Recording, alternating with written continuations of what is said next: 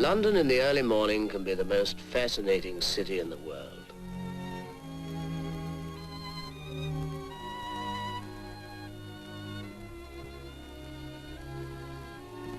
Yet surely, one day in November 1947, there was an added sense of excitement, not only for Londoners, but for all of us.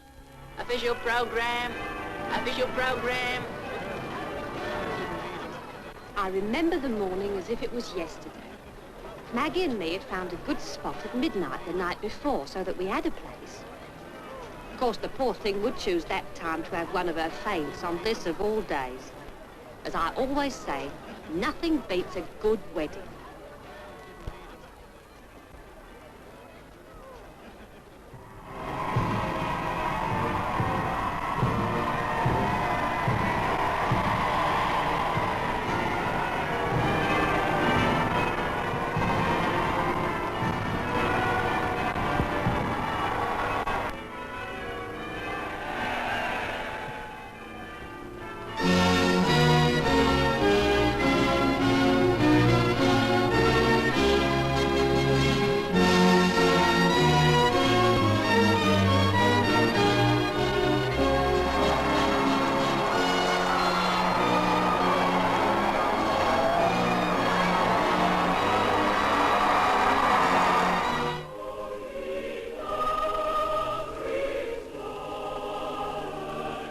What a lovely wedding it was.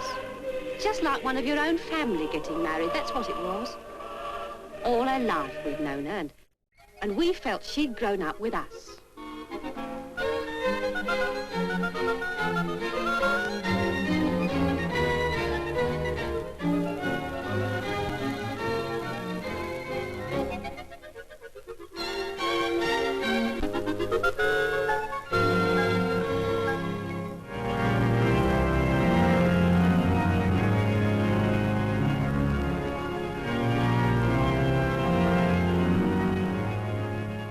Everyone rejoiced that the Princess Elizabeth had married the man she loved, though we didn't know him so well then. Most of us knew he was a sailor. Some of us knew that he'd been born far away upon the romantic Greek island of Corfu, 26 years before. Yes, a prince from over the seas, Philip of the Hellenes. But when he was still very young, he entered the family of his British uncle, Lord Louis Mountbatten. Because his uncle had to be away so often, any school Prince Philip went to must have had a greater influence upon him than on a boy from an ordinary home. Gordonstoun is a boarding school on the east coast of Scotland. I was a boy there at the same time as Prince Philip. Now I'm back as a master. The same kind of lessons are taught as in most schools, and we play the same kind of games.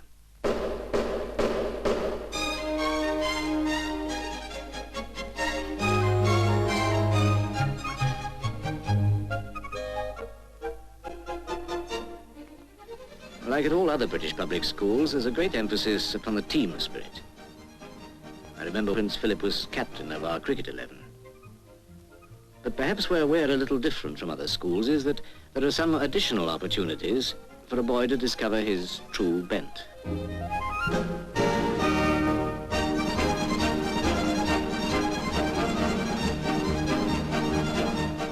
I wouldn't argue whether Gordonstoun is the best school in Britain because as an old boy, I'm a little biased. You see, everyone has always been willing to have a go. In the same way, every boy is encouraged to develop his talents. And in my days, when we did Macbeth, there was one 14-year-old actor who wasn't a bit shy.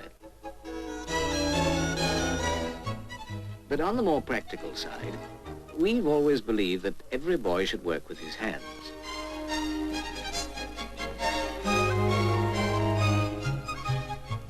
There can't be many schools where boys learn to build houses.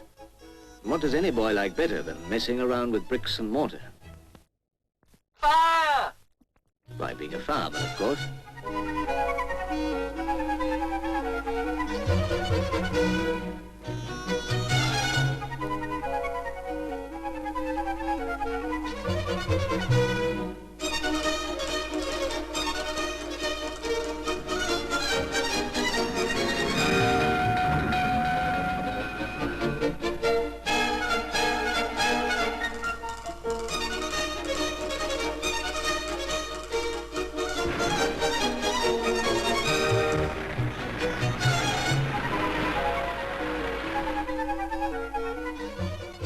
drill is, of course, great fun for the boys. But if a genuine fire does break out in the district, the school's brigade is on the job in earnest.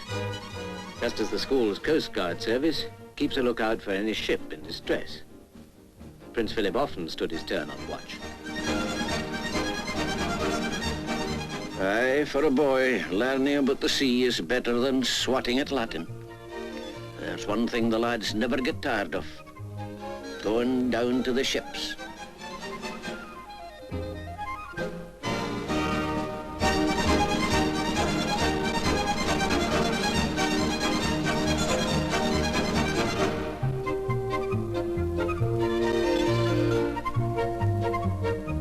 Let the boy mess about with things that belong to the sea. That's the way I look at it. Makes a man of him.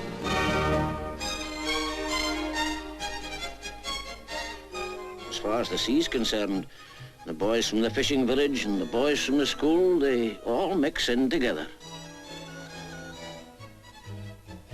It was the same with Prince Phillip. At school, so they told me. He was a bit of a wild one. But if ever there was a chance of getting aboard a ship, you'd always find him there.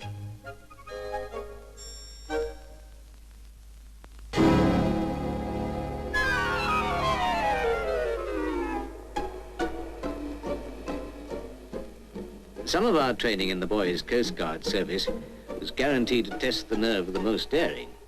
But after all, it doesn't compare with actually going to sea.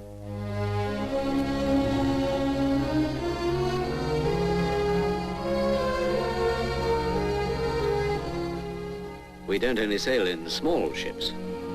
Prince Phillip was one of the crew when we got as far as Norway. So I suppose it wasn't very surprising that when he left us, he should join the Royal Navy.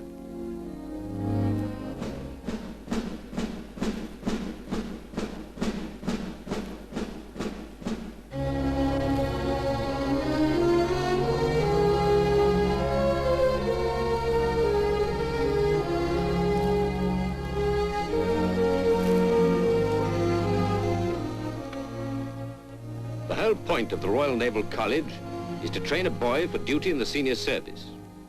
But at Dartmouth, we were taught other things besides seafaring.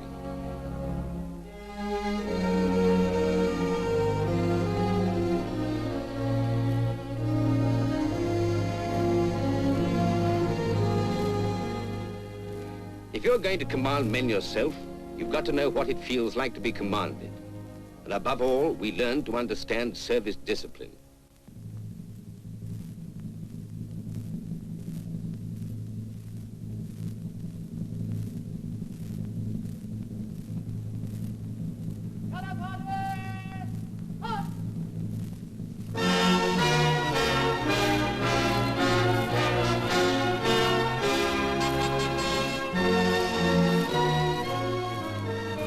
For work well done, there's the weekly prize giving.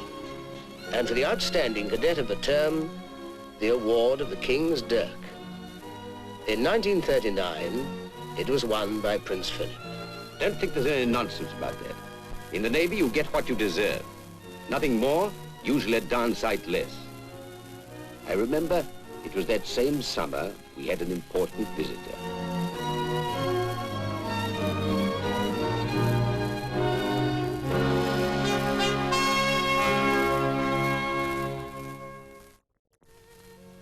During the King's visit, Prince Phillip had one of his first meetings with Princess Elizabeth.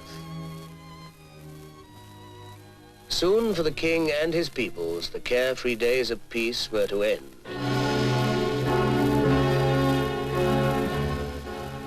In January 1940, Prince Phillip went to sea. He saw service in the Indian Ocean and then was in the Mediterranean at the night action of Macbeth.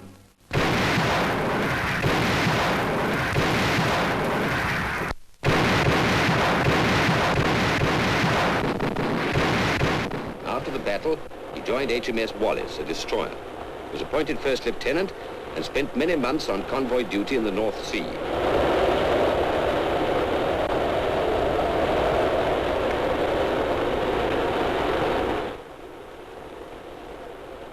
Later, the Wallace helped to cover the landings at Sicily, and he was in at the death aboard the new destroyer, HMS Welp, for the Jap surrender at Tokyo Bay.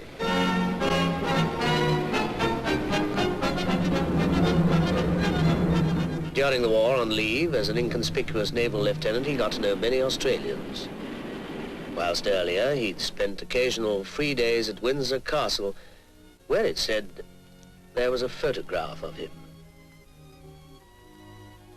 Certainly after the war, he was seen more often with the princess, although now he'd lost his beard.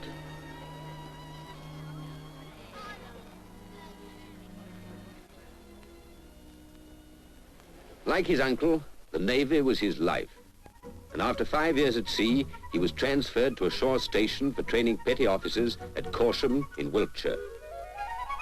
You're a long way from the sea at Corsham. Our pubs are quiet and old as Wiltshire stone, and Prince Phillip liked them. We talked about cricket and beer. In the Navy, Prince Phillip was just another instructor. Mind you, his messmates might have thought it a bit strange that 1 minute he was having a pint in the pub and the next going off to Balmoral. In 1947, it was not the sailor going back to sea, but Princess Elizabeth accompanying her father upon a Commonwealth mission which took her to many parts of Africa.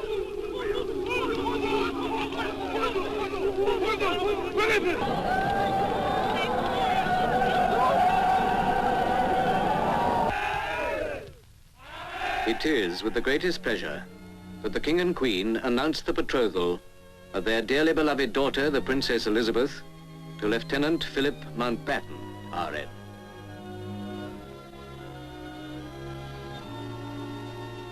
The King made Lieutenant Mountbatten the Duke of Edinburgh. But now all of us wanted to know him, whether we'd been inside the palace or not.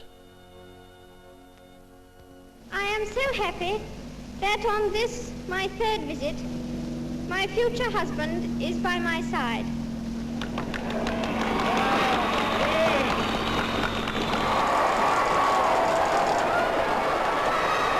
From that November wedding day, his destiny was woven into the rich texture of the Commonwealth.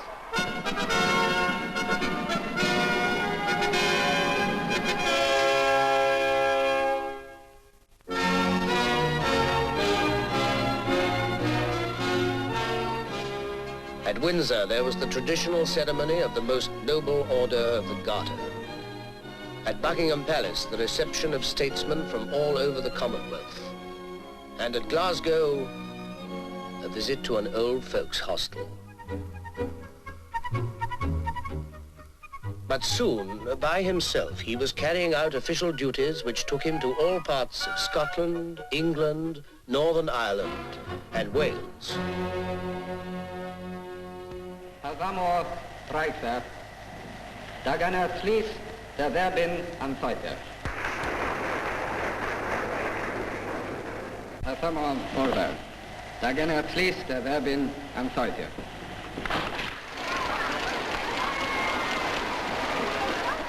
As he moved among us, it appeared to some of us young people that he was pointing the way.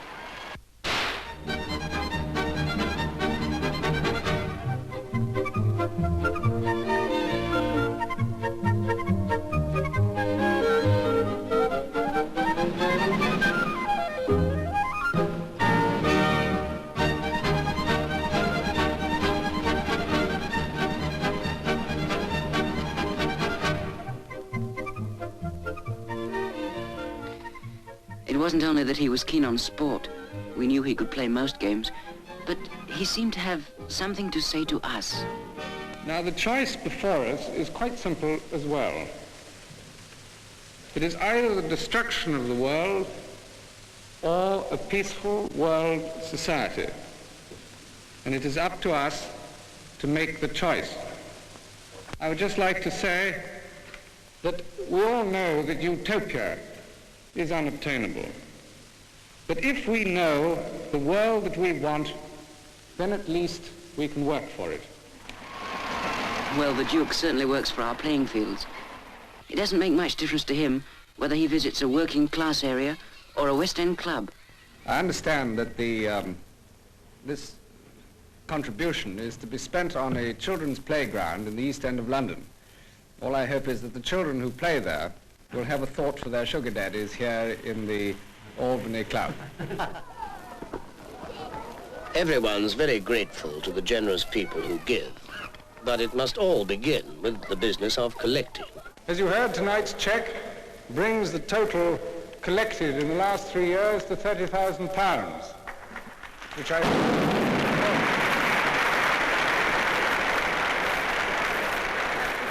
Balloons collapsing from above.